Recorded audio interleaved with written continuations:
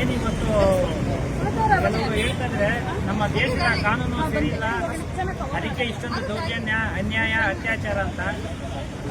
ನನ್ನ ಪ್ರಕಾರ ಕಾನೂನು ಚೆನ್ನಾಗಿದೆ. ಕಾನೂನು ಬರೆದವರು ಮಹಾಜ್ಞಾನಿಗಳು, ವಿಶ್ವಜ್ಞಾನಿಗಳು ಬಾಬಾ ಸಾಹೇಬ್ ಅಂಬೇಡ್ಕರ್ ಅವರು. ಅವ್ರು ಬರೆದಿರೋ ಕಾನೂನನ್ನ ಪಾಲನೆ ಮಾಡ್ತಕ್ಕಂಥ ಅವಿವೇಕಿ ಭ್ರಷ್ಟ ಅಧಿಕಾರಿಗಳು, ಭ್ರಷ್ಟ ರಾಜಕಾರಣಿಗಳು ಹೆಸರನ್ನ ಕೆಡಿಸ್ತಾ ಇದ್ದಾರೆ ಹೊರತು ಬೇರೆ ಏನೂ ಇಲ್ಲ. ಒಬ್ಬ ಅಧಿಕಾರಿ ಯಾವ ರೀತಿ ಯಾರ ಹತ್ರ ಮಾತಾಡಬೇಕು, ಒಬ್ಬ ಹೋರಾಟಗಾರರ ಹತ್ರ ಯಾವ ರೀತಿ ಮಾತಾಡಬೇಕು, ಅನ್ಯಾಯಕ್ಕೆ ಒಳಗಾದ ಜನಗಳ ಹತ್ರ ಯಾವ ತರ ಮಾತಾಡಬೇಕು, ನ್ಯಾಯ ಕೇಳ್ಕೊಂಡ್ ಬಂದವ್ರ ಹತ್ರ ಯಾವ ತರ ಮಾತಾಡ್ಬೇಕಂತ ಫಸ್ಟ್ ಜ್ಞಾನ ಇರಬೇಕು, ಪ್ರಜ್ಞೆ ಇರಬೇಕು. ಅದನ್ನ ಬಿಟ್ಬಿಟ್ಟು ಬೇರೆ ಹೇಳ್ತಾರೆ, ಯಾರು ಏನು ಹೇಳ್ತಾರೆ, ನಮ್ಮ ಇದು ಏನೋ ಕಾನೂನು ಸರಿ ಇಲ್ಲ. ಯಾರು ಹೇಳಿದ್ರು ಕಾನೂನು ಸರಿ ಇಲ್ಲ ಅಂತ? ಕಾನೂನು ಸರಿ ಇಲ್ಲ ಅಂತ ಯಾರು ಹೇಳಿದ್ದು? ಬರ್ದಿರೋದು ಅರ್ಧಿತ ಅವಿವೇಕಿಗಳಲ್ಲ, ಮುನುವಾದಿ ಎಲ್ಲ ಬರ್ದಿರೋದು, ವಿಶ್ವಜ್ಞಾನಿ ಬರ್ದಿರೋದು. ಅದನ್ನ ಬಿಟ್ಬಿಟ್ಟು ಕಾನೂನು ಸರಿ ಇಲ್ಲ, ಕಾನೂನು ಸರಿ ಇಲ್ಲ ಕೇಳ್ರಿ, ಪ್ರಶ್ನೆ ಮಾಡ್ರಿ. ಆಯ್ತು, ಯಾರೋ ಒಬ್ರು ಏನೋ ಒಬ್ರು ಅಂದವನಂದ್ರೆ ಅವ್ನು ಸುಮ್ಮನೆ ಬಿಡೋಬೇಕಾಗಿಲ್ಲ. ಬಟ್ಟೆ ಅಲ್ಲಿ ಅದೇ ಜಾಗದಲ್ಲಿ ಬಟ್ಟೆ ಕಿಚ್ಬೇಕು, ಕುತ್ಕೊಬೇಕು, ಭಯ ಬಿಡಬಾರ್ದು. ಏನ್ ಗಲ್ಕಾಗ್ತಾರ? ಯಾರು ಏನು ಮಾಡಕ್ಕಾಗೋದಿಲ್ಲ. ಅದು ಕರೆಕ್ಟ್ ಆಗಿ ಪ್ರಶ್ನೆ ಮಾಡಬೇಕು.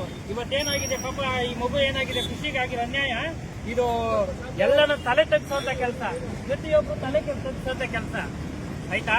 ಇದನ್ನು ಫಸ್ಟ್ ಪ್ರಶ್ನೆ ಮಾಡಿ, ಇವ್ರಿಗೆ ನ್ಯಾಯ ಸಿಕ್ಕವರೆಗೂ ನಾವು ಊಟ ನೀರು ಬಿಟ್ಟು ಕುತ್ಕೊಳ್ಳೋಣ, ಎಲ್ಲ ಕುತ್ಕೊಳ್ಳೋಣ, ನಾವೆಲ್ಲ ಸೇರ್ತೀವಿ, ಕುತ್ಕೊಳ್ಳೋಣ, ನ್ಯಾಯ ಕೊಡ್ಸೋಣ. ಯಾರೇ ಅದಕ್ಕೆ ಏನೇ ಆಟ ಆಡಿದ್ರು ನಾವು ಅವಕಾಶ ಕೊಡ್ಕೊಡ್ದು.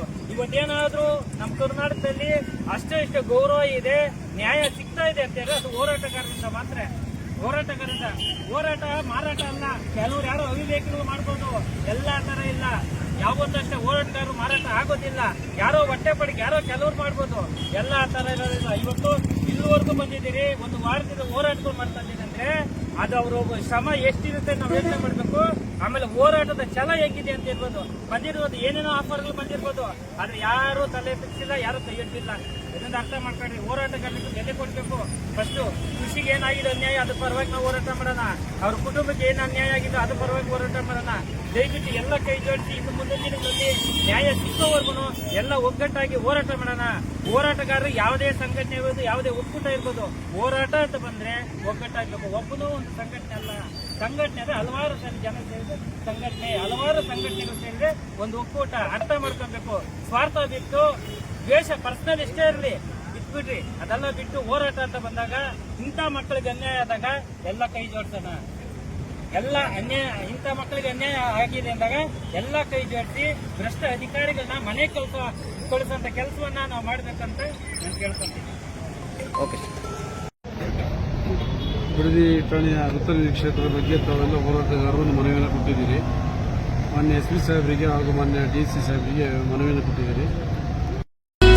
ನಮ್ಮ ಚಾನೆಲ್ ಅನ್ನು ನೀವು ನೋಡ್ತಾ ಇದ್ರೆ ಸಬ್ಸ್ಕ್ರೈಬ್ ಮಾಡಿ, ಪಕ್ಕದಲ್ಲಿರುವ ಬೆಲ್ ಬಟನ್ ಅನ್ನು ಒತ್ತಿ.